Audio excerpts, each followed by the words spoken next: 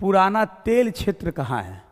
देखिए, तेल क्षेत्र जिसमें आपका जितना भी पेट्रोलियम चीज़ वगैरह है, वो जितना भी निकलता है वो सारा जो है आपका पुराना तेल क्षेत्र है। तो देखिए, तो तेल क्षेत्र यहाँ पे दिया हुआ, हल्दिया दिया हुआ है, बॉम्बे हाई या नेवेली या डिगबोई। तो अगर आपसे पूछेगा कि सबसे पुराना अगर तेल क्षेत्र की बात करें तो आपका हो जाएगा डिगबोई। और डिगबोई कहाँ है? तो असम में है। ये डिगबोई जो है वो भारत का सबसे पुराना जो है वह तेल क्षेत्र है। और सबसे पुराना तेल क्षेत्र के साथ साथ इसे का जो है तेल का शहर भी कहा जाता है। इस डिगबोई शहर को जो है वह तेल का शहर कहा जाता है।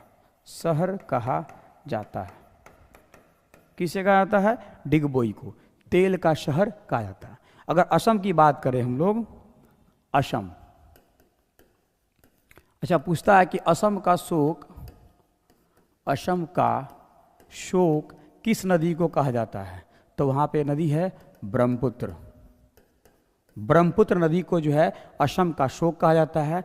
और ये ब्रह्मपुत्र जो है वह अपवाह क्षेत्र में भारत की सबसे बड़ी नदी है। सबसे बड़ी नदी है। कौन है? असम, ये ब्रह्मपुत्र। और ब्रह्मपुत्र का पूछे आपसे कि बताइए इसकी उत्पत्ति, इसका उद्गम क्षेत्र कहाँ से है? उद्गम, तो इसका उद्गम क्षेत्र है तिब्बत के मानसरोवर के पास एक ग्लेशियर है जिसका नाम है चेमायुंगडुंग ग्लेशियर। यानी ब्रह्मपुत्र नदी कहाँ से निकलती है? तो तिब्बत के मानसरोवर के चेमायुंगडुंग ग्लेशियर से जो है आपकी ये जो है ब्रह्मपुत्र नदी निकलती है।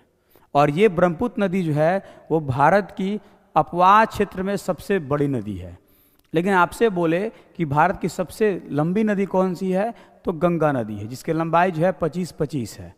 और गंगा नदी जो है इसका जो उद्गम क्षेत्र जो है उत्तराखंड के गंगोत्री निकट गोमुख ग्लेशियर से है। ठीक है, लेकिन यहाँ पे आपका बात हो रहा है ब्रह्मपुत्र का, तो इसका याद रखिएगा तिब्बत के मानसरोवर के चेमायुंगडुंग ग्लेशियर के पास से जो है ये ब्रह्मपुत्र नदी निकलती है। और इसी ब्रह्मपुत्र को असम का जो है वह शोक कहा जाता है।